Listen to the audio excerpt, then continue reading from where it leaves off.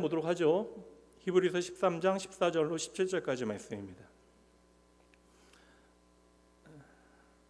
함께 읽어봅니다. 우리가 여기에는 영구한 도성이 없으므로 장차 올 것을 찾나니 그러므로 우리는 예수로 말미암아 항상 찬송의 제사를 하나님께 드리자. 이는 그 이름을 증언하는 입술의 열매니라. 오직 선을 행함과 서로 나누어 주기를 잊지 말라. 하나님은 이 같은 제사를 기뻐하시느니라. 너희는 인도하는 자들에게 순종하고 복종하라.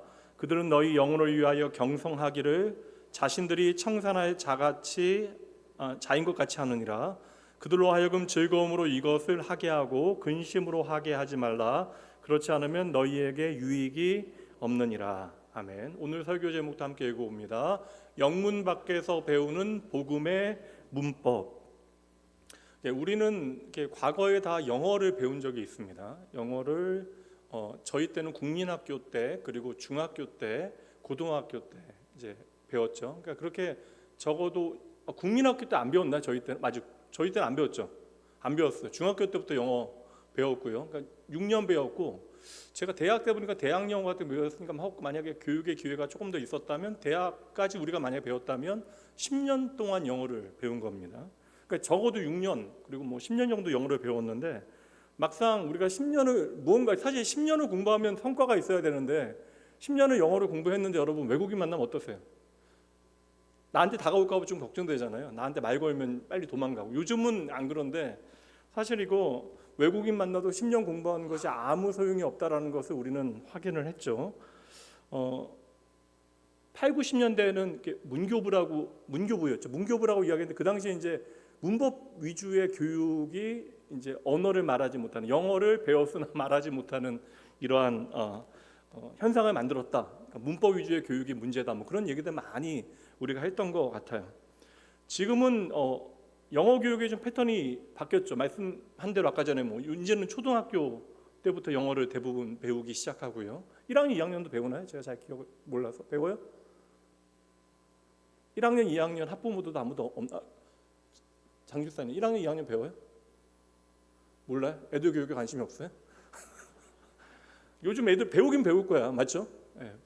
그리고 요새는 취학전 아이들도 언어 많이 배웁니다. 근데 요즘 아이들은 곧잘 영어 하죠. 외국인들 만난다고 우리 같이 막 쫄거나 그러지 않아요. 그러니까 하면 애들이 얘기하기도 즐거워하고 대답도 잘하고 합니다. 게다가 이제 송파구에서 옛날에 자라면서 외국인 만나보신 분 계세요? 별로 없었잖아요. 송파구에는 외국인들 안 다니는 동네였는데 이제는 송파구뿐만 아니라 전국 어디를 가도 외국인들 만나보기가 어렵지 않으니까 우리 아이들도 외국인 만나는 것에 대해서 그렇게 불편하게 여기지 않는 것 같고, 그리고 아이들이 곧잘 이해하기도 합니다. 근데 어릴 때부터 영어를 배웠기 때문이기도 하지만 저는 이게 대화 위주로 교육의 어떠한 방식 자체가, 패턴 자체가 바뀌었기 때문이 아닐까라는 생각을 해보는데, 사실 언어는 그렇게 배우는 게 맞아요. 삶 가운데 자연스럽게 말을 하면서 이제 대화를 하면서 배우는 것이 가장 좋은 방법입니다.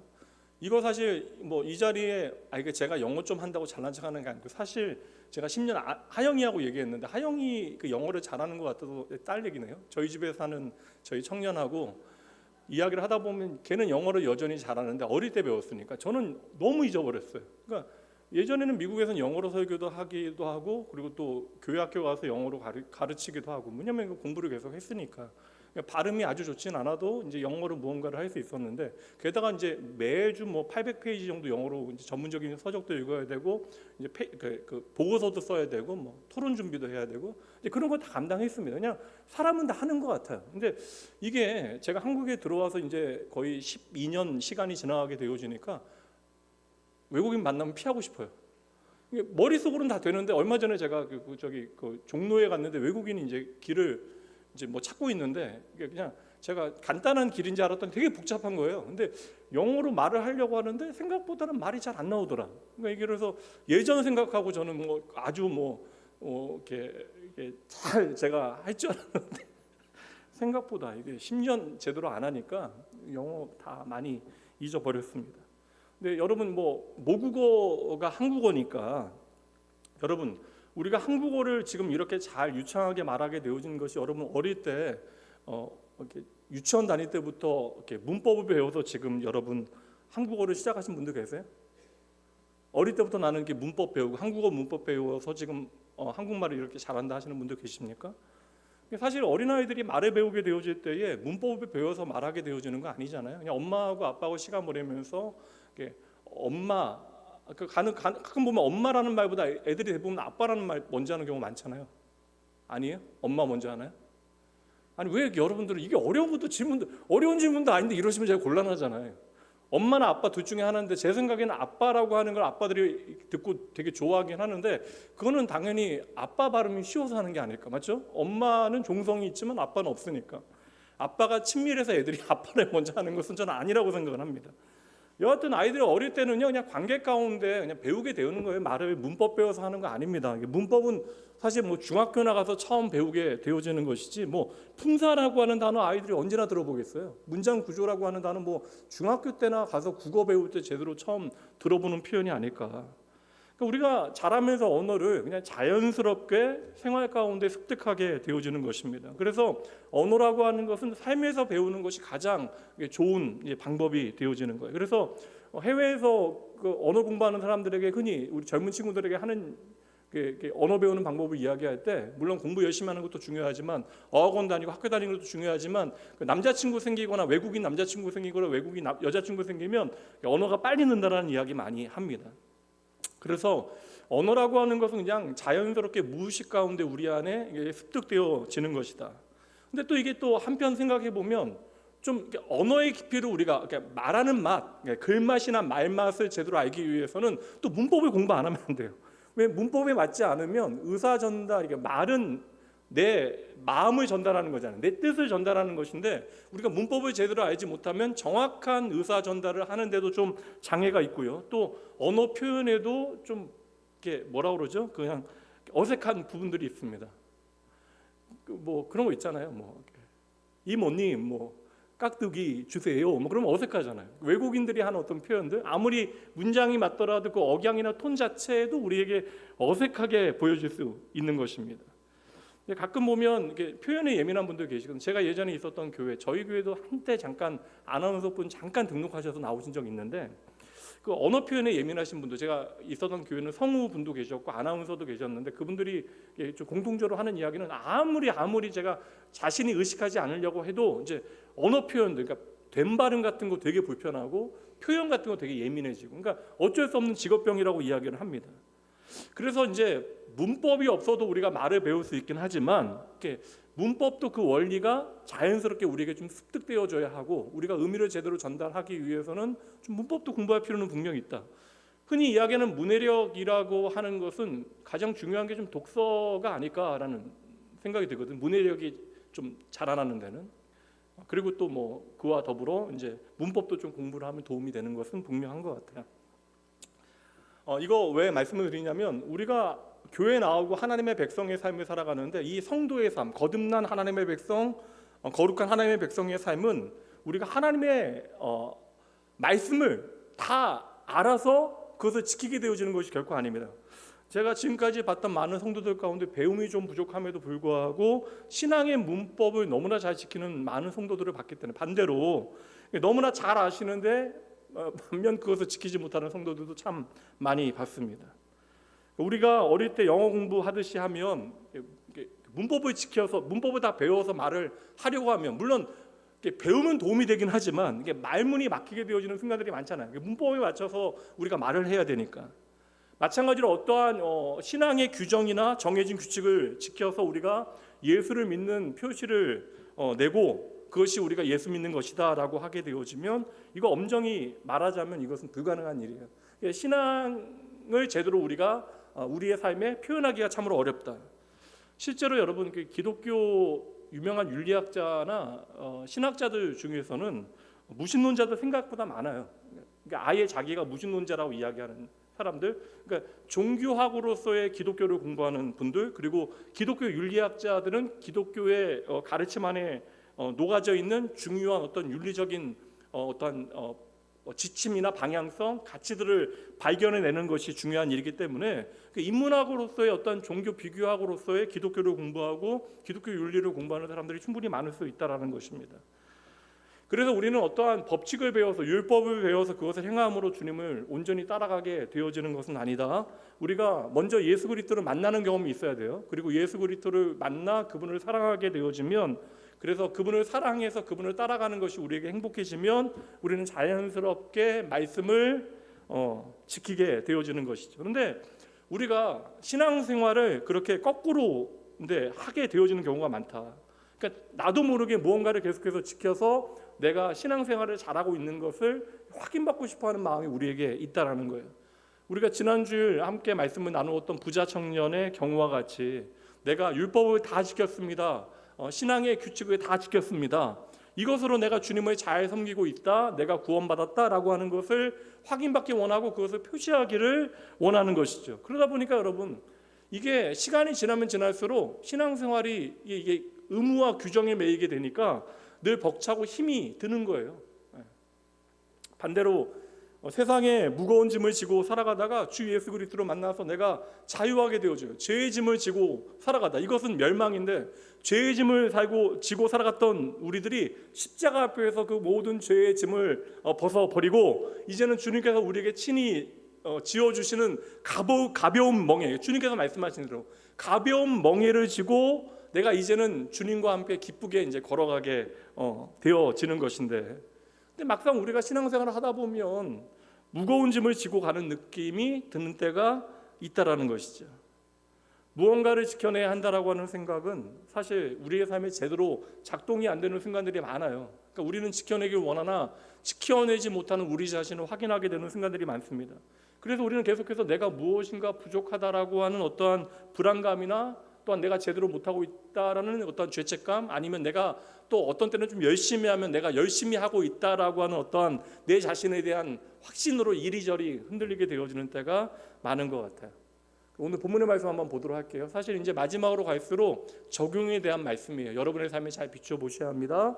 너희를 인도하는 자들에게 순종하고 복종하라. 그들은 너희 영혼을 위하여 경성하기를 자기들이 청산할 자인 것 같이 하느니라. 그들로 하여금 즐거움으로 이것을 하게 하고 근심으로 하게 하지 말라. 그렇지 않으면 너희에게 유익이 없느니라. 그러니까 무엇을 하라라는 거예요. 이 무언가를 하면 이것이 너희에게 유익이 되어줘야 한다. 근데 이것을 제대로 하지 못하면 너희에게 유익이 없다. 그러면 이거 하는 문제로 우리가 생각하는데 본문의 의미가 무엇인지를 우리가 좀 살펴보도록 할게요. 첫 번째, 무엇을 하라고 이야기하냐면 너희를 인도하는 자들에게 순종하고 복종하라. 제가 2주 전에 얼핏 이 말씀을 여러분들에게 좀 설명하고 넘어가긴 했는데, 이 말씀 누가 제일 좋아하는 말씀이겠어요? 그때도 얘기했잖아요. 너희를 인도하는 자들에게 순종하고 복종하라. 누가 좋아하겠어요? 1차적으로는 문자적으로 목회자들이 좋아하겠죠. 결국에는 말씀에 순종하라라는 것이 이게 본문의 진짜 의미인데, 목회자들도 심지어 나도 모르게 이 말씀을 누구 입장에서 해석을 해요? 자기 입장에서 해석하게 되어지는 거예요. 저는 이게 그냥 본질상 옛사람의 어떠한 본성이 우리 안에 있기 때문에 그렇게 하는 것이다. 하나님께서는 우리의 그러한 옛사람의 본성조차도 하나님의 도구로 사용하실 수 있지만, 사람은 언제나 자기 입장에서 다 이해하는 거예요. 하나님의 말씀조차도. 그래서 나의 입장을 대변하거나 내 편 들어주는 말씀을 우리는 좋아합니다. 근데 물론 이것도 무조건 나쁜 것은 아니에요. 왜냐하면 말씀의 수용력이 사실 내 상황과 맞게 되어지면 더 역사하는데, 문제는 내 상황과 맞다라고 해서 우리가 말씀을 곡해해서 이해하면 절대 안 되는 것이죠. 그러니까 이 말씀은 목회자 말 정말 안 듣는 교인들을 향하여 하나님께서 목회자 편을 들어주시는 말씀으로 우선은 목회자들이 이해하면 안 된다. 이 말씀은 단순히 교회 안에서 말씀 가르치는 목회자들에게 순종하고 그들을 잘 대접하라, 이러한 의도로 쓰여진 말씀이 아니라는 거예요. 지금까지 그러면 흐름이 다 깨지게 되어집니다. 본문에 우리가 좀 주의 있게 살피게 되어지고, 좀 피곤하지만 그냥 믿으면 되지. 근데 뭘 믿냐고요? 그냥 믿으면 되지라고 이야기하시는데 뭘 그냥 믿어요, 여러분? 믿어지는 은혜 하나님께 주셨지만, 믿어지는 은혜 주셨으면 그 믿어지는 은혜 가운데 말씀이 살아 있을 수 있도록 애쓰는 작업은 우리가 해야 되는 거잖아요. 그럼 우리가 힘들어도 좀 말씀의 문맥 가운데 하나님의 의도를 생각하게 되어지면 금방 우리는 깨닫게 되어져. 이건 그냥 교회 목회자들 말 순종하고 목회자들에게 잘해라. 그건 아니, 잘해주시면 고맙죠. 근데 그 의도는 아닌 것 같아요. 성경을 보는 태도와 자세도 우리가 거듭나야 하는 거예요. 그러니까 돈을 쓰는 것도 우리가 거듭나야 돼요. 그러니까 우리의 삶의 영역들이 우리의 존재가 거듭는 것처럼 거듭나게 하는 작업들을 우리는 하나님의 말씀과 함께 계속 해야 하는 것이죠. 그래서 자기 중심적인 어떠한 태도와 자세를 가지고 말씀을 보는 습관이 변하지 않으면 우리는 하나님의 말씀 가운데 그냥 나만 확인하게 돼요. 나만 위로하는 말씀으로 끝나게 되어져요. 그러면 이 말씀 안에 정말 담겨져 있는 예수 그리스도의 십자가, 나를 오늘도 변화시키는 하나님의 그 놀라운 은혜를 제대로 볼 수 없게 되어지는 것입니다. 그러다 보면 우리가 하는 모든 수고도 여러분 헛되게 되는 거예요. 그러니까 앞에 이야기한 것처럼 이 모든 일들이 우리에게 신앙생활 하는 게, 교회에서 섬기는 일들이, 함께하는 이 모든 것들이, 심지어 오후 예배 드리는 거, 이것도 여러분 결단과 수고가 필요한 일이잖아요. 그러니까 저는 그런 의미에서 좀 직분도 귀하긴 하다. 직분 받았기 때문에 여러분 오후 예배 그래도 내가 한 번이라도 더 참석하기 위해서 애쓰는 거 아니겠습니까? 하나님께서 우리를 너무나 잘 아십니다. 그러나 우리가 하는 모든 수고가 하나님 안에 의미 있게 만드는 작업은 우리가 언제나 하나님의 말씀 앞에서 열심히 잘해야 돼요. 지난주 우리가 지금 계속 좀 헌신 예배가 있다 보니까 아무래도 아이들 오니까 제가 꼼꼼하게 말씀을 주의하지 못했어요. 영문박 의미를 좀 더 강렬하게 여러분들에게 설명하기 원했는데 그냥 넘어갔습니다. 앞으로 기회가 있겠죠. 앞에 있는 13절 말씀 보세요. 13절 말씀대로 우리가 생각을 해보자면 그리스도인들은 어떠한 사람들이냐? 영문 밖으로 나아가는 사람들. 특별히 그곳에 누가 계세요? 여러분 집중하셔야 말씀이 들려요. 누가 계세요 그곳에? 에? 아니 뭐 일 있어요 여러분? 누가 계시냐고요 그곳에, 영문 밖에. 예수님의 십자가가 있잖아요. 그러니까 그 영문 밖으로 우리가 나아가야 되는 이유는 바로 그곳에 예수님이 계시기 때문에. 그래서 그리스도인들은 바로 영문 밖으로 나아가는 사람들이 되어져야 한다. 근데 이게 사실 당시에 이스라엘 사람들이, 오늘 우리에게는 별거 아닌 것처럼 보여지지만 이스라엘 사람들에게는 아주 충격적인 표현 아니겠습니까? 이스라엘 사람들은 지금 영문 밖과 영문 안하고 안과 밖, 성문 그 안과 밖 어디가 더 거룩하다 생각하겠어요?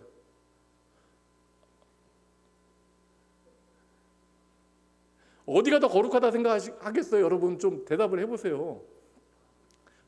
안이 거룩하다고 생각하겠죠. 당연히 예루살렘 안이 거룩하다고 생각하겠죠. 근데 예루살렘 안이 거룩하다고 생각하는, 예루살렘에 사는 우리가 거룩하다. 그러니까 예루살렘 안에 사는 우리가 거룩하고 예루살렘 밖에 있는 사람들은 거룩함이 덜한 거예요. 그러니까 사마리아에 있는 사람들, 혼혈인들, 너희들 받아들일 수 없다. 그들은 그렇게 미워했던 것입니다. 그러니까 예루살렘 안이 거룩하다 생각하는 사람들에게 예수님께서는 오늘 그리고 말씀은 뭐라고 이야기해요? 예루살렘을 거부하는 거예요. 예루살렘 안이 거룩한 것이 아니다. 도리어 너희가 죽음의 땅이라고 이야기하는, 사망의 땅이라고 이야기하는, 저주의 땅이라고 이야기하는 그 영문 밖에서, 성문 밖에서 예수님께서 우리를 위하여 십자가를 지셨다. 그리고 우리는, 그리스도인은 그 영문 밖에 있는 예수 그리스도께로 나아가는 자이다. 이것은 여러분 자기 십자가를 지고 나를 쫓아라라는 주님의 말씀이에요. 그러니까 자기 십자가를 지고라고 하는 것은 여러분 우리의 가치와 우리의 전통과 우리의 생각을, 우리의 삶의 방식과 경험을 부정하는 것으로부터 출발하는 것입니다. 기존의 사람들이 그들의 가치와 전통 안에서 거룩하다 말하는 모든 것들을 예수님께서는 뒤집어 내시잖아요. 그러니까 여러분 기억하실 게 뭐냐면 내가 거룩하다라고 생각하는 것과 주님께서 거룩하다라고 말씀하시는 것이 다를 수 있다. 근데 내가 거룩하다라고 지금까지 믿어왔던 것, 그게 10년이 됐건 20년이 됐건 40년, 50년이 됐건 내가 거룩하다라고 생각하는 것과 예수님이 거룩하다라고 말씀하시는 것이 다르다면 여러분 무엇을 따라야 돼요? 예수님을 따라가야죠. 그러니까 무엇이 거룩한가 거룩하지 않은가를 정하실 수 있는 분은 누구밖에 없어요. 예수님밖에 없어요. 세상의 기준이 될 수 없습니다. 저 사람보다 교회 봉사 열심히 하는, 저 사람보다 성경에 대해서 잘하는 내가 정할 수 있는 것이 아니라는 거예요. 그러니까 무엇이 거룩한가 무엇이 거룩하지 않은가에 대한 그 모든 구별의 기준은 오직 예수 그리스도밖에 없다. 이걸 히브리서는 우리에게 보여주고 있는 거예요. 하나님께서 예수님으로 이 땅에 오셨잖아요. 그리고 스스로 십자가의 고난과 죽음을 당하심으로 거룩과 비거룩의 기준이 되어 주셨습니다. 그러니까 저는 성경의 통일성 때문에 제 딸하고도 이제 기독교를 변증해야 되는 순간들, 여태까지 청년들하고 그런 시간들이 너무나 많았으니까. 그래서 저는 이 성경 자체가 저의 불가지론을 해결하는, 하나님이 살아계시지만 인간의 삶에 관여하는 것이 드물 것이다라고 제 경험적으로 이해했던, 제 가치를 뒤집어 엎을 수 있었던 저는 그 힘이 성경이 있었거든요. 그러니까 성경 처음부터 진지하게, 그러니까 신학생일 때도 말씀을 제대로 보지 못했는데, 설교를 하면서도 말씀을 진지하게 내가 살피지 못했는데, 제가 20대 중반으로부터 불가지론에 좀 고민에 빠지게 되어지면서 그때로부터 좀 성경을 제대로 읽기 시작한 거예요. 그래서 창세기로부터 요한계시록까지 말씀을 좀 진지하게 살피면서 야, 이게 성경 참 놀랍구나. 이 성경 얼마나 놀라운가. 하나님의 구원의 계획이 이게 성경 가운데 얼마나 이게 치밀하고 통일성 있게 우리에게 말씀되어지고 있는가. 이게 너무나 놀라운 거예요. 40명이 넘는 저자들이 전혀 다른 문화 가운데 지금 같은 어떠한 텔레커뮤니케이션의 방법조차 없었던 시절에 기록한 것들이 각자의 개별성을 가지고 있으면서도 예수 그리스도의 십자가를 향하고 구약의 붉은 선을 우리가 따라가다 보면 가늘게 이어진 신이 점점 굵어져서 결국엔 예수 그리스도의 십자가가 세워진 골고다를 향하고 있다는 사실을 확인하게 되어질 때마다 이거 너무나 놀라운 거예요. 저는 그래서 늘상 얘기하는 게 세상 살다 보면 하나님이 안 계신 것처럼 보여지는 현상들이 분명히 있기는 하지만 그와는 비교할 수 없는 하나님이 살아계시어 오늘 우리의 삶에 함께 하신다라는 분명한 증거가 기록된 말씀으로 우리에게 주어졌다는 거예요. 그래서 저는 아무리 부정하려고 해도 하나님의 말씀을 부정할 수가 없는 거예요. 출애굽기 말씀을 살피게 되어진 지금 요 사이 새벽 예배 때마다 출애굽기 말씀 살피고 있고 지금 4장 말씀 살피고 있는데 저는 이제 6장까지 이제 말씀을 묵상을 하긴 했어요. 근데 뒤에 32장에 보면 금송아지 사건 나오거든요. 그러니까 사람이 얼마나 연약한가. 나를 구원하신 분이 하나님이라고 이야기하면서 눈에 보이는 금송아지를 하나님이라고 생각하고 그 안에서 여러분 또 위로받아요. 격려받아요. 내가 안전하다고 착각하게 되어져. 그 앞에서 예배합니다. 그러니까 금송아지를 예배하면서 나 하나님을 예배하고 있다라고 착각하게 되어져요. 32장에 금송아지 사건 나오고요. 40장에 드디어 성막이 세워져요. 하나님의 성막이 하나님의 말씀에 따라 세워지게 되어집니다. 근데 그 사이에 보면 모세가 장막 하나를 취해서요, 진 밖으로, 그들이 살고 있는 진 밖으로 나가서 그곳에 장막을, 그 진과 구별되어진 곳에 먼 거리에 장막을 세우게 되어집니다. 그리고 그 장막의 이름을 여러분 회막이라고 불러요. 그러니까 성막이 세워지기 전에 진 밖에 회막을 세우고, 그러니까 그 텐트를 치고 그것을 회막이라고 불렀다고요. 이거 출애굽기 33장 말씀 볼게요. 7절 함께 읽어봅니다. 모세가 항상 장막을 취하여 진 밖에 쳐서 진과 멀리 떠나게 하고 회막이라 이름하니 여호와를 앙모하는 자는 다 진 회막으로 나아가며. 그러니까 이게 성막이 세워지기 전에 잠정적으로 성막의 역할을 이 회막이 했던 것 같아요.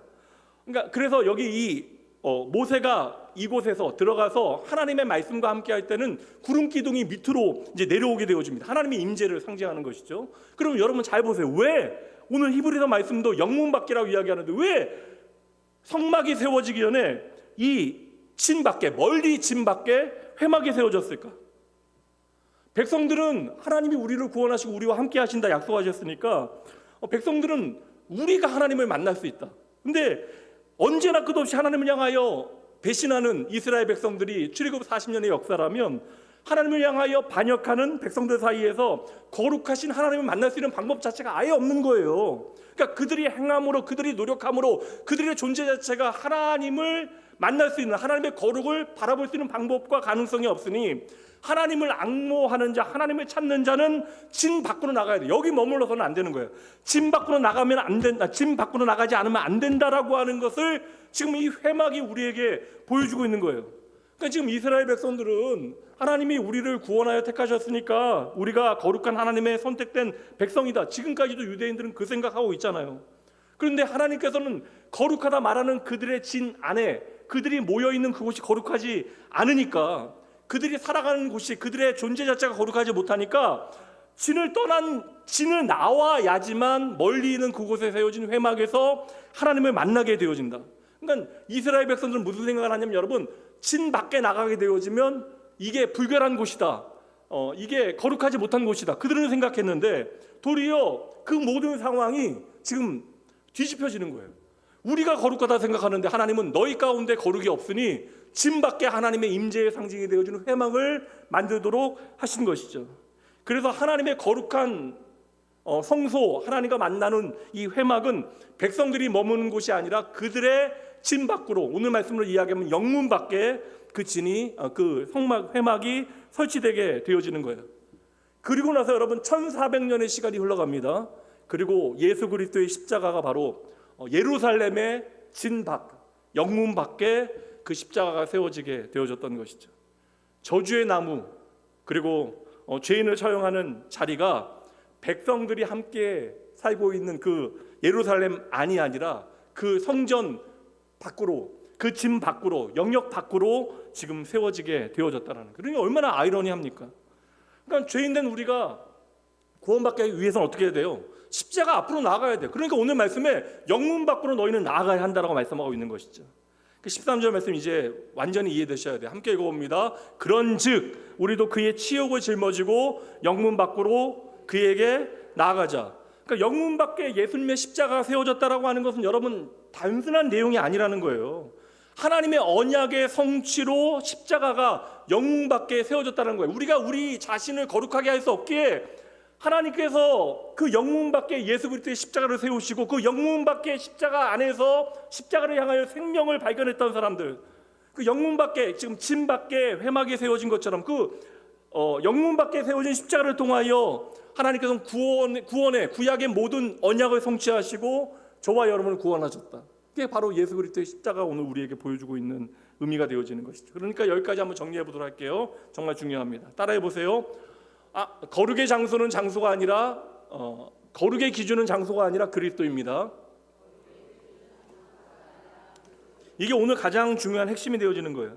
그러니까 여러분들이 거룩의 기준을 정하시면 안 된다는 거예요. 여러분들이 신앙생활의 기준을 정하시면 안 된다는 것입니다. 어떠한 사람도 어떠한 장소도 어떠한 행위도 그 자체로 거룩해질 수 없다라는 거예요. 제가 히브리서의 이 핵심적인 메시지, 그러니까 복음이 우리에게 전하고 있는 메시지를 좀 처음에 절박하게 받아들였을 때는 교회 안에 누군가를 칭찬하는 일에 대해서 어려움을 너무 많이 느꼈습니다.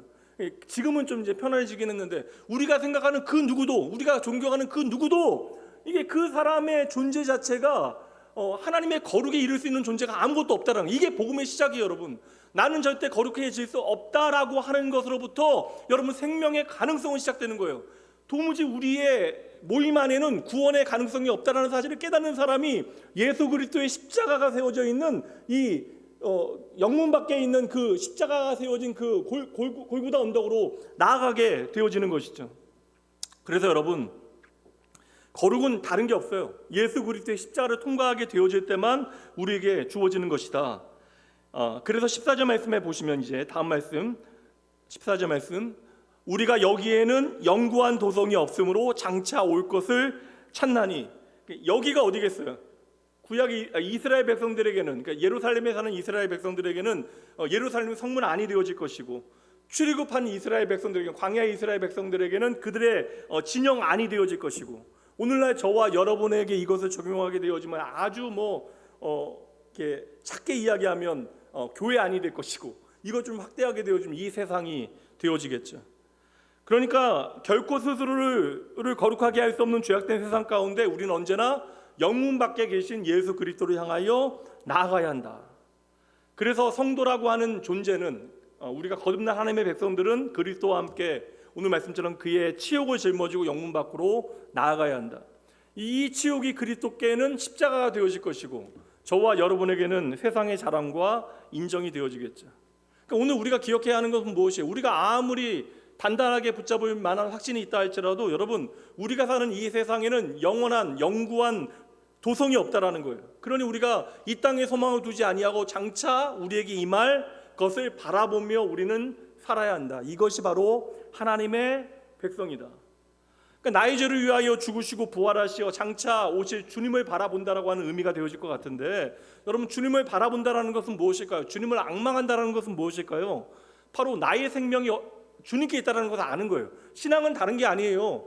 세상 모든 사람들이 의지하는 것들을 내가 의지하지 아니하고 그곳에 생명이 있는 것처럼 그들은 그것을 의지하고 믿고 살아가는데 우리는 생명이 누구에게만 있다?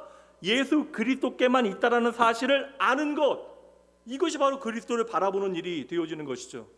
그러니 여러분 우리가 믿는 자로서 마땅히 정직하게 최선을 다하여 열심히 하루하루를 살아가야 하지만 그럼에도 우리가 잊지 말아야 되는 것은 이 땅에는 영원한 하나님의 도성이 없다라는 사실을 늘 생각하면서 우리가 그러니까 다시 말하면 우리가 이 땅에서 유토피아를 만들어낼 수 없다는 거예요.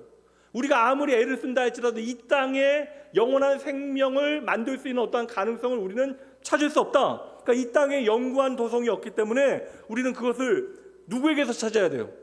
예수 그리스도. 영문 밖에서 우리를 위하여 십자가를 짊어지신 예수 그리스도를 따르는 삶에서 우리는 거룩을 발견해야 한다. 여기까지는 너무나 잘 알겠습니다. 그러면 이것이 예수를 따라가는 것인데, 구체적으로 예수를 따라가는 삶을 우리가 어떻게 살아가야 할까? 그러니까 영문 밖에 있는 주님을 향하여 우리가 나아가는 삶이 무엇일까? 이거 정의해야 되잖아요. 뭐 나아간다라고 하는데 이건 추상적인 개념이니까 이것을 어떻게 우리의 삶에 구체화해야 하는가? 말씀에 나와요. 그 다음 말씀에 15절부터 17절까지를 해석하면 말씀의 의미를 깨닫게 되어지는데, 15절 말씀에 보면 우리가 어떻게 예수님을 따라가야 하는가에 대해서 말씀하고 있죠. 뭐라고 이야기해요? 처음에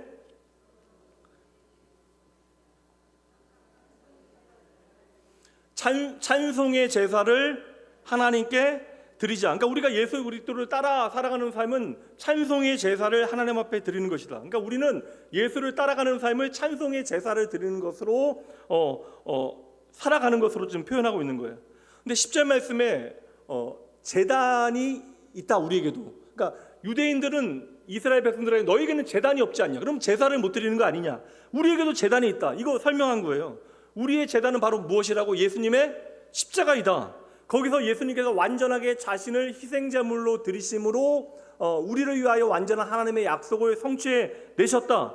거기서 하나님 완벽한 제사를 예수 그리스도에서 드리셨다. 그걸 이제 15절 말씀에 설명하는 거예요. 그러므로 우리는 예수로 말미암아 항상 찬송의 제사를 하나님 앞에 드리자. 이는 그 이름을 증언하는 입술의 열매이다. 그러니까 우리는 어떠한 제사의 제도나 방법을 지켜서 하나님 앞에 찬송의 제사를, 이제 예전에는 찬미의 제사라고 이야기했는데, 그러한 찬송의 제사를 드리게 되어지는 것이 아니라 우리의 제사는 언제나 누구를 통과해서 드려야 되는 거예요? 누구의 이름으로? 예수 그리스도. 그러니까 우리의 제사는 언제나 예수 그리스도로 말미암아 드리는 제사여야 된다. 그래서 바울 사도의 모든, 그러니까 복음서를 적용하는 모든 뒤에 서신서들의 내용을 살피게 되어지면 대부분 바울이 기록했죠. 그리고 사도들이 다 여러분 예수 그리스도. 바울 사도가 가장 많이 한 이야기는 in Christ, 예수 그리스도 안에서라고 하는 표현이에요. 그러니까 예수 그리스도 안에서만 유일한 답을 찾을 수 있다라는 것입니다. 그러니까 예수님께서 십자가에서, 영문 밖에 세워진 십자가에서 온전한 제사를 드리셔서 당신의 피로 저와 여러분을 거룩하게 하신 거예요. 우리를 거룩하다라고 당신의 피로 칭해 주신 거예요. 그래서 우리가 무엇을, 이제 어떠한 제사를 드리게 되어졌다? 15절 말씀 다시요. 어떠한 제사를 드리게 되어졌다? 찬송의 제사를 드리게 되어졌다. 이것은 너희가 드릴 수 있다. 그러니 너희가 찬송의 제사를 드려라. 그러면 이게 찬송의 제사가 과연 무엇인가? 구체적으로 우리가 살펴봐야 되죠. 우리가 찬송의 제사를 드리자면 당장 우리가 무슨 생각해요? 예?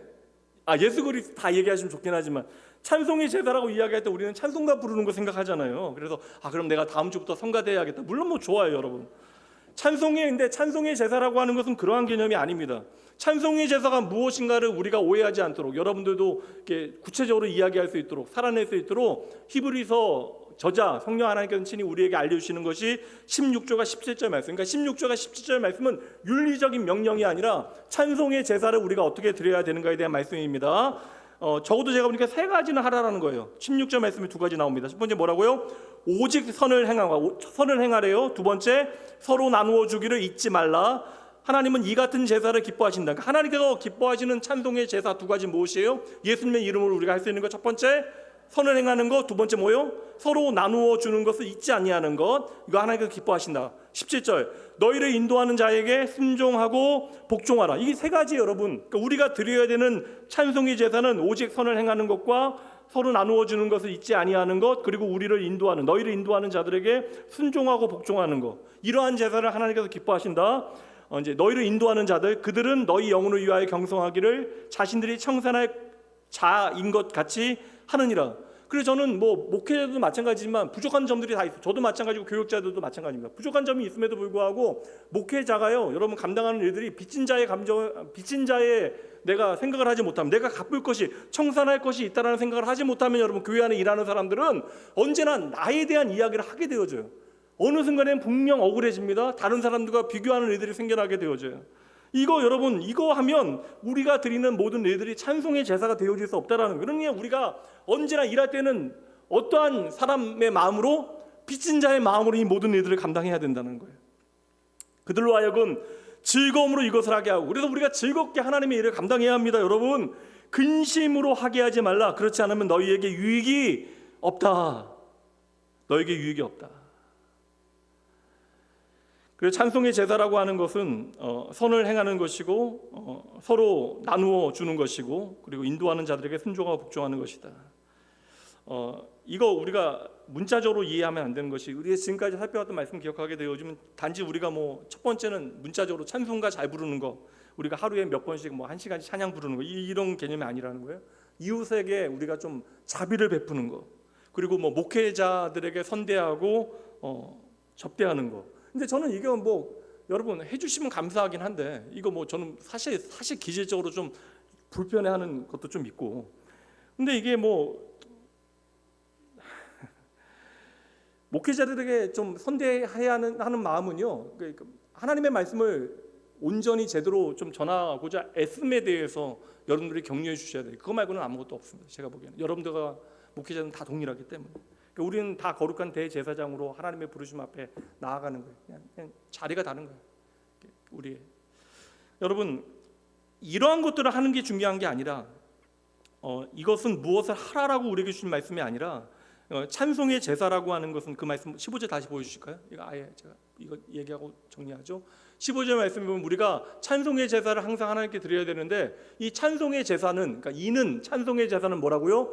그 이름을 증언하는 입술의 열매다. 그러니까 찬송의 제사를 항상 드려야 되는데, 그 찬송의 제사는 우리의 입술의 열매가 되어줘야 된다. 그러니까 다시 말하면 찬송의 제사는 자발적으로 터져 나와야 된다. 자연스럽게 내 입에서 터져 나와야 되는 제사가 되어줘야 한다. 그러니까 찬송의 제사를 내가 싫어한다 할지라도, 부담되어진다 할지라도, 우리 안에는 성령 하나님께서는 우리 안에서 일하셔서 우리의 입에서 이 찬송의 제사를 드릴 수밖에 없도록 하나님께서 우리의 삶을 움직여 가신다. 그러니 하나님께서는 오늘 우리 안에 성령 하나님을 통하여 찬송의 제사를 우리 입술을 통하여 자발적으로 터져나오게 하시는 사역을 하신다라는 거예요. 그러니까 이 입술의 고백이 우리의 삶의 자리로 나타나는 것이 말씀드린 대로 세 가지잖아요. 우리가 무엇을 해야 된다고요? 선을 행하는 거, 서로를 나누어 주는 거, 그리고 인도하는 자들에게 복종하고 순종하는 거. 이러한 모양으로 나타나게 되어지는 것이다. 이것이 바로 영 밖에서 우리를 위하여 죽으신, 우리를 섬기신 주님을 따라가는 삶이 되어지는 것이다. 이렇게 말씀하고 있는 것입니다. 그러니까 주님께서 구약의 모든 율법은 내가 폐하는 것이 아니라 완성한다. 그러면서 율법을 아예 정리하셨어요. 두 가지로. 무엇이라고 이야기하셨어요? 두 가지. 율법의 완성. 한 가지로는 사랑이고, 우리가 두 가지로 이야기하면 하나님을 사랑하고 이웃을 사랑하라. 이거 모르시니까 봐야 되겠네. 마태복음 22장 37절부터 말씀 봅니다. 함께 읽어볼게요. 예수께서 이르시되 내 마음을 다하고 목숨을 다하고 뜻을 다하여 주 너의 하나님을 사랑하라 하였으니 이것이 크고 첫째 되는 계명이요 둘째도 그와 같으니. 첫째 되는 계명이 가장 크대요. 둘째는, 여기서 제일 중요한 표현이 이거예요. 둘째는 뭐라고요? 그와 같다. 이 그와 같다라는 표현에 여러분 집중하셔야 돼요. 첫째 계명이 가장 크대요. 근데 둘째가 그와 같대요. 그러면 첫째 계명과 둘째 계명 무엇이 더 중요하다라는 거예요? 둘 다 중요하다라는 거예요.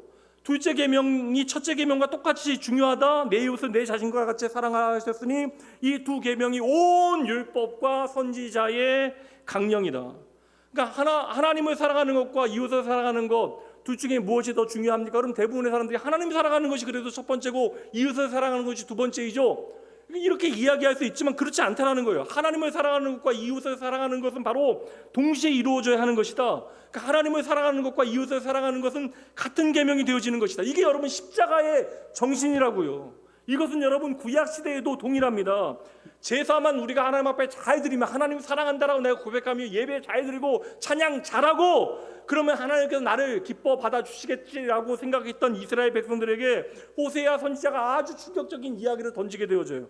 호세아 6장 6절 함께 읽어봅니다. 나는 인애를 원하고 제사를 원하지 아니한다. 번제보다 하나님을 아는 것을 원한다. 이 말씀을 예수님께서 직접 인용하시는데, 이 말씀을 어디 인용하시냐면 내가 왜 여기에 왔는가를 너희에게 말해줄게. 마태복음 9장 13절 함께 읽어봅니다. 너희는 가서 내가 긍휼을 원하고 제사를 원하지 아니하노라 하신 뜻이 무엇인지 배우라. 나는 의인을 부르러 온 것이 아니요 죄인을 부르러 왔노라 하시니라. 그래서 우리가 죄인을 향하여 긍휼을 베푸시는 하나님의 마음을 배우게 되어지면 그 하나님의 긍휼을 나의 함께하는 사람들, 나의 이웃들과 나의 형제와 지체들에게 베풀게 되어진다. 이것이 하나님께서 진짜 기뻐 받으시는 제사가 되어진다. 그래서 예수님께서는 형제와 싸운 일이 기억나거든 어떻게 하라고 그랬어요? 화해하고 와서 예배드리라. 이것은 너 싸웠으면 예배드릴 수 없다라는 것을 금지의 법을 이야기하는 것이 아니라 바로 이 의미를 말씀해 주시는 거예요. 하나님 앞에 참된 하나님을 기뻐하시는 제사의 의미를 말씀해 주시는 것입니다. 그러니까 구약의 모든 제사는 결국 예수 그리스도를 보여주는 거예요. 구약의 모든 제사는 예수 그리스도의 십자가를 우리에게 비추어주고 있는 것입니다. 그러니까 우리의 인생에 가장 중요한 것은 바로 하나님을 아는 것이 우리의 인생에 가장 중요한 일이 되어지는 것이고, 하나님을 우리가 제대로 알게 되어질 때, 하나님을 제대로 알기 위해서는 말씀을 통하여 우리의 삶이 이루신 하나님의 일, 예수 그리스도를 제대로 알아야 될 때, 제대로 아는 것인데, 예수를 제대로 알게 되어질 때 우리의 모든 삶의 제사에는, 삶의 예배에는 하나님을 향한 찬양의, 찬송의 제사가 담긴다. 이것은 감사가 담긴다. 우리가 한 게 아니니까 하나님을 향한 감사가 담기게 되어진다.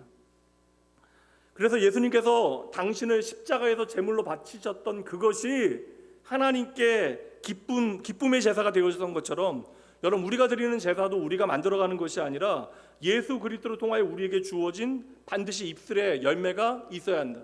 이 입술의 열매가 터져나오게 하시기 위해서 오늘도 성령 하나님께서는 말씀을 통해 우리 안에서 진리의 영으로 일하고 계시는 거예요. 그러니 이 입술의 열매는 하나님을 사랑할 뿐만 아니라 이웃도 사랑해야 하는 것입니다. 이러한 의미에서 17절 말씀 다시 한번 볼게요. 계속 반복해서 읽는데, 너희를 인도하는 자들에게 순종하고 복종하라. 그들은 너희 영혼을 위하여 경성하기를 자신들이 청산할 자인 것 같이 하느니라. 그들로 하여금 즐거움으로 이것을 하게 하고 근심으로 하게 하지 말라. 그렇지 않으면 너희에게 유익이 없다. 이게 사실 저는 성도의 교제라고 생각해요. 이게 코이노니아입니다. 이게 코이노니아. 예수 그리스도의 십자가의 정신을 통하여 우리가 기쁘게 이 일을, 그러니까 주님께서 걸어가셨던 길을 걷게 만드는 것, 우리가 이 일을 격려하는 것. 그래서 저는 교회는 모든 상처를 치유하고 또한 그 상처를 보듬어안는 곳이어야 하지만, 상처를 향하여 돋보기를 대고 서로 그냥 그것이 당연하다고 이야기하는 공동체가 되어주면 안 된다. 우리가 상처를 기꺼이 아파하고 그를 위하여 기도하되, 그 상처를 뛰어넘어 우리를 부르신 하나님의 사랑이 무엇인지, 그 상처를 치유하는 하나님의 놀라운 은혜가 무엇인지를 보게 만드는 공동체가 교회 공동체여야 하는 것이고, 이것이 바로 성도의 교제가 되어져야 한다는 거예요. 그래야 우리의 영혼에 유익이 있는 것입니다. 그러니 너희를 인도하는 자에게, 목회자들에게 잘하라는 말씀이 아니에요. 물론 말씀을 교회 안에서 가르치는 자들이 있죠.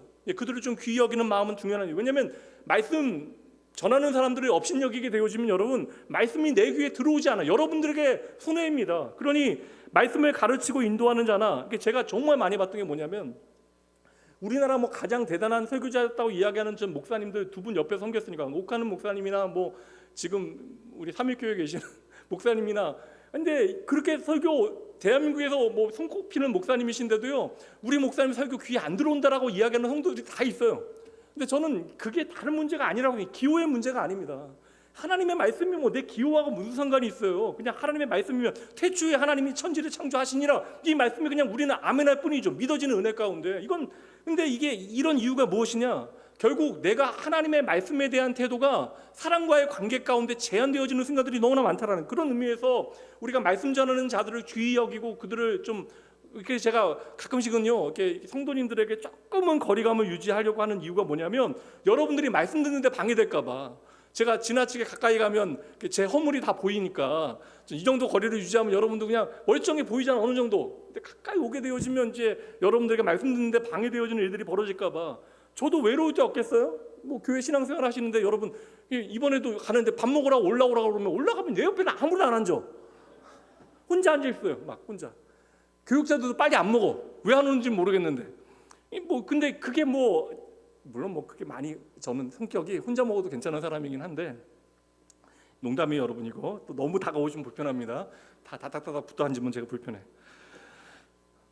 여러분, 이거 말씀을 가르치는 자들 뿐만 아니라 말씀을 배우는 자들, 그리고 주님을 섬기는 자들, 그리고 또 교회 안에 섬김받는 자들, 동일하게 우리가 서로 찬양의 제사를 드리고 있는가, 우리가 믿음의 공동체 안에 확인하는 일들이 반드시 필요하다라는 거예요. 하나님을 사랑하는 너희는 과연 너희의 이웃과 너희의 형제를 오늘 사랑하고 있는가? 이거 묻고 있는 것입니다. 너희를 인도하는 자는 여러분 다른 게 아니에요. 우리가 서로 인도하고 인도함을 받는 사람이에요. 배우는 사람이고 가르치는 사람이에요. 우리가 다 그러합니다. 목사이기 때문에 제가 여러분들에게 배우지 않는 게 아니에요. 여러분의 삶을 통하여 증거하는 거예요. 제가 다 말하진 않지만 성들의 삶을 통하여 때로는 반면교사로 삼기도 하고 때로는 그들의 삶에 눈물 겹도록 어려운 형편에서도 하나님 참으로 사랑하고 헌신하는 모습들에 제가 이 정도밖에 안 되는 것에 대하여 가슴 아파하면서 더 분발해야겠다는 생각을 하게 되어지는 거예요. 이게 다 여러분 섬기고 섬김받는 것이고 배우고 또 우리가 가르치게 되어지는 것입니다. 우리는 이러한 주의 복음 가운데 인도함을 받는 관계 가운데 있다. 그러니 우리가 마땅히 하나님을 사랑하는 것으로 내게 허락한 지체들을 사랑하는 것은 당연하다. 주의 몸된 교회 안에서 지체들을 사랑하지 못하면 여러분 세상 누구를 사랑한다고 이야기해서는 안 되는 거예요. 아프리카에 있는 누군가를 향하여 미 전도 종족을 향하여 우리가 울며 기도한다 할지라도 그 기도가 여러분 의미 없는 것은 아니지만 당장 내 옆에 있는 형제와 자매를 우리가 용납하지 못한다면, 우리를 인도하고 인도함 받도록 불러오신 나의 사랑하는 가족들을 우리가 용납하지 못한다면, 그들과 우리가 기꺼이 찬송의 제사를 함께 드리지 못한다면 이거 안 된다라는 것이죠. 너희에게 유익이 하나도 없다. 그러니 여러분 주의 몸된 교회 안에서 빚진 자와 같이, 빚진 자가 정말 중요해요. 여러분 평생 빚진 자의 마음으로 사셔야 여러분의 마음이 고장나지 않아요. 평생 빚진 자와 같이 서로에게 말씀이 도전이 되어지고 기꺼이 낮은 자와 순종하는 모습으로 내가 과연 주님을 기쁨과 감사함으로 섬기고 있는가, 이것을 확인하는 것이 영문 밖으로 나아가는 성도의 모습이고, 이게 바로 오늘 말씀처럼 찬양의 제사를 드리는 삶이 되어지는 것입니다. 이제 말씀 마치도록 하겠습니다.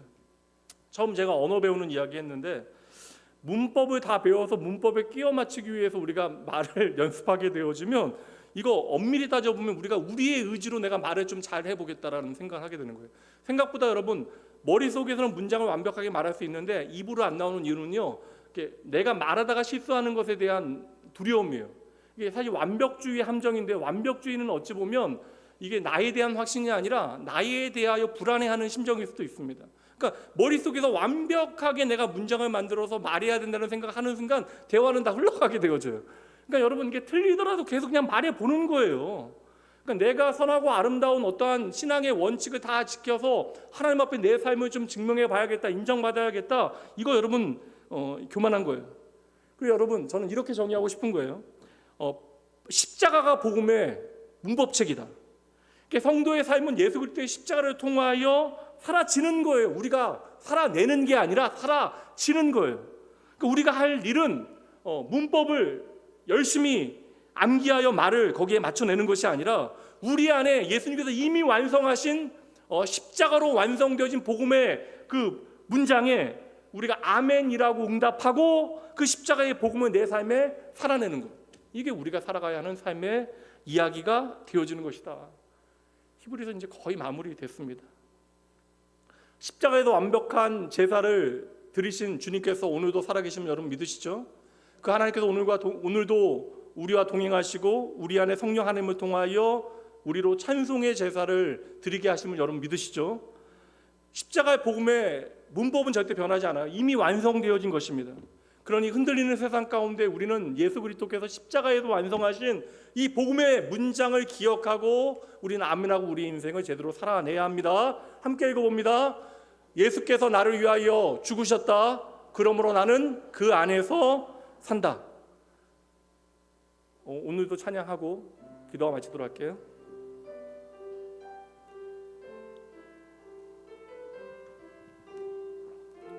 평생 이 고백만 우리가 제대로 드려도 하나님 기뻐하시는 찬송의 예배를 드릴 수 있습니다.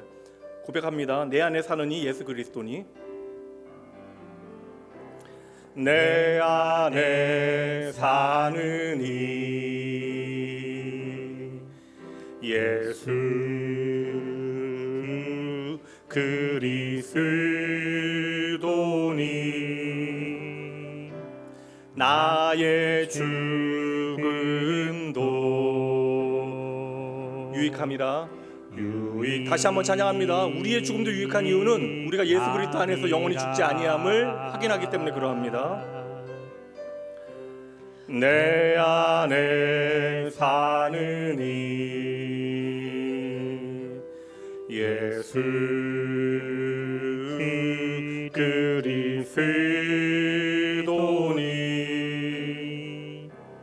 나의 죽음도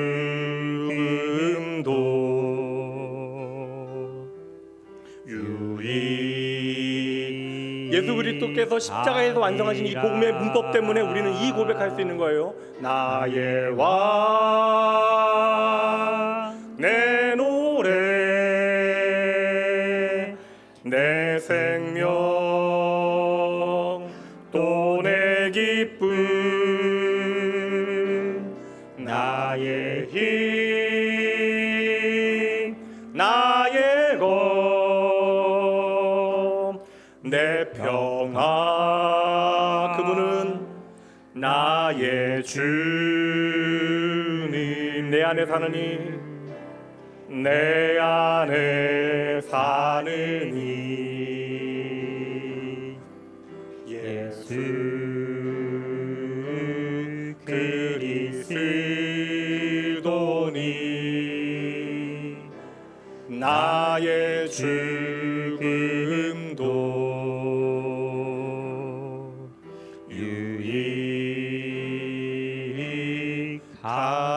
유익함이라. 오늘도 사랑과 진리로 우리를 붙드시는 하나님 나의 아버지, 하나님 아버지, 모든 것이 하나님의 은혜입니다. 주여, 오늘도 말씀을 통하여 변덕스러운 우리의 마음을 비추어 주시고 하나님 그 변덕스러운 마음에도 불구하고 주의 은혜 사모하여 이 자리를 지킨 주의 자녀들에게 흔들리는 세상 가운데 어제나 오늘이나 영원토록 동일하신 예수 그리스도를 그리고 그분의 십자가를 우리의 복음으로 바라보게 하시니 감사합니다. 아버지, 하늘과 땅의 모든 권세로 십자가를 완성하시고 십자가 복음의 문법으로 완성하신 그 문장, 예수께서 나를 위하여 죽으시고 그러므로 나는 그 안에서 산다라고 하는 그 복음의 문법을 따라 우리의 인생을 오늘도 써내려 가심을 저희도 믿고 감사드립니다. 방금 전까지도 우리는 인생의 주어를 나로 생각하고 내 안에 있는 가득한 것으로 나로 말미암아 하나님 거하실 장소조차 없었던 것이 저희였는데 하나님 이 시간 행위와 공로로 하나님 신앙의 문법을 맞추려 했던 저희의 어리석음을 주님 앞에 있는 그대로 고백하고 하나님 주님의 도우심을 간구하오니 하나님 부족하고 어리석은 저희를 용서하여 주시고 복음의 참된 문법, 은혜로 시작하여 은혜로 끝나게 되어지는 그 문법 안에서 저희의 남은 인생을 하나님의 친히 다시 써내려 가 주시옵소서. 아버지, 우리의 입술에 찬미의 제사를 이끄시는 성령 하나님께서 오늘 나의 손과 발의 사랑의 섬김과 모든 믿음의 관계 안에 순종과 헌신을 가득 담아 주시어 영문박 십자가의 길에서 자연스럽게 예수의 향기를 발견하고 사랑하는 믿음의 가족들, 아버지 주의 몸낸 교회에서 그 빛을, 그 향기를 드러내는 복된 주의 자녀도 되어질 수 있도록 이들의 삶을 붙들어 주시옵소서. 이 시간 주의 몸된 교회가 말씀으로 부흥하게 되어지를 소원하며 주님 앞에 감사의 예물 드린 손길, 아버지 하나님 안에 언제나 하나님의 은혜가 놀랍게 내 삶에 충만하기를 소망하는 그리하여 범사에 감사하며 아버지여 헌금 드린 손길, 아버지 마음의 소원을 담아 하나님 앞에 간구하며 기도하는 모든 아버지 기도의 제목을 하나님 앞에 드리는 이 헌금 위에 아버지여 담아 주님께 올려드리오니 하나님 사랑하는 주의 자녀들의 삶을 책임지시고 친히 인도하여 주시어 하나님의 놀라운 복음의 능력이 사랑하는 주의 자녀들의 삶을 주장하실 수 있도록 하나님 친히 역사하여 주시옵소서. 이제 예배 마치고 예배당을 나서게 되어지는 주의 자녀들을 한 주간 동안 붙들어 주시고 흔들림 없는 믿음 안에서 살아가게 하시는 우리의 생명 되신 예수님 이름으로 간절히 축복하며 기도합니다. 이제는 우리 주 예수 그리스도의 은혜와 하나님의 사랑하심 성령 하나님의 함께하심이 흔들리는 세상 가운데 영원히 흔들리지 않는 주의 말씀 붙들고 십자가 복음의 문법을 마음 중심에 새기고 영문박 주님 계신 십자가의 길로 나아가 서로 사랑하고 사랑받고 섬기고 섬기며 살아가기로 결단하는 모든 주의 백성들, 이들이 오늘 주님 앞에 간구하는 모든 기도의 제목들 위해 2025년 여름 사역을 위하여 뛰고 달리고 땀 흘렸던 모든 사역자들, 봉사자들의 헌신 위에 피어날 믿음의 싹과 줄기 위해, 그리고 오늘부터 화요일까지 진행되어지는 중고등부 여름 수련회 위해, 특별히 오늘도 고난과 어려움 가운데 역경 가운데 신음하고 있는 이웃들, 그리고 앞으로 이 땅에 태어나게 되어질 거룩한 믿음의 세대와 주의 몸된 교회 위에 지금으로부터 영원까지 함께 있을지어다. 아멘. 잠시 기도하고 돌아가시도록 하시죠.